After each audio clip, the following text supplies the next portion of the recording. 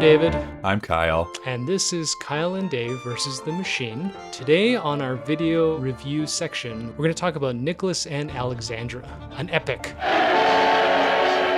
For 300 years, the Romanovs ruled Russia. I'm pretty sure, Dave, when we rented it off of iTunes, that someone there was like, wait a second, this has to be a mistake, because nobody has watched this movie since 1971. I'm sure of it. We've contributed to the algorithm. And now there'll probably be like a 50-year restoration Blu-ray, and we'll get ads. We'll do the audio commentary, actually, for it. They'll run our podcast underneath it. What do Dave and Kyle think, being the only humans that have watched this film in 50 years? Okay, so how do we sum this up? Boring, long, and interesting, like everything in 1971 on thematic things. So this is a movie about the end of the Tsardom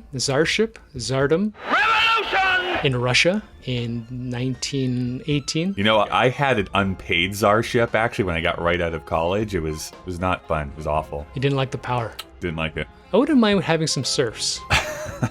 I think you're right, though, Dave. I think the unfortunate part about this is that the actual storyline, what is happening, the figures that are involved in this story, I personally find so fascinating. I find this whole story intriguing. The filmmakers just decided to do it in, I think, kind of the most boring, uninteresting way. Sometimes I wonder how you live with me.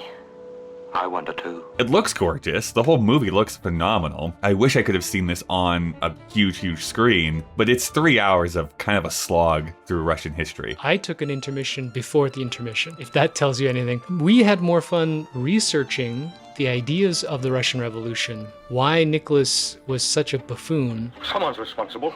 Nicholas, the murderer. And sort of the collapse of monarchies in general in Europe. So I think we talk about it at some length. I think the whole episode might be about that.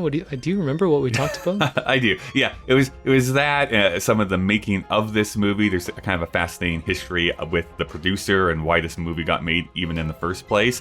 And how this sort of indirectly spurred like the craze of Anastasia. You think that I am Anastasia? That's why I'm stuck here. So there's all that kind of stuff that's wrapped up into it. We have fun talking about Rasputin. Thank God, Russia has sons like me. And all that sort of thing. As far as the movie goes, I would skip it, but don't skip our podcast talking about this movie, because it's a good one. Spoiler alert, the Black Widow is not in this film. Fucking disappointing. I was just waiting for Scarlett Johansson to pop up. If this is a long con and this is actually part of the MCU, I'm kind of for it. Genius. Kevin Feige? Feige. You and your strict pronunciation guide. That's right. Awful. Well, David Yowan, I guess it's time to wrap up this podcast. Quick note. When I was young, I got into a fight with a pizza delivery operator on how to pronounce my own last name. Oh, wow. Okay. So that's happened. I was wrong, by the way. I was incorrect.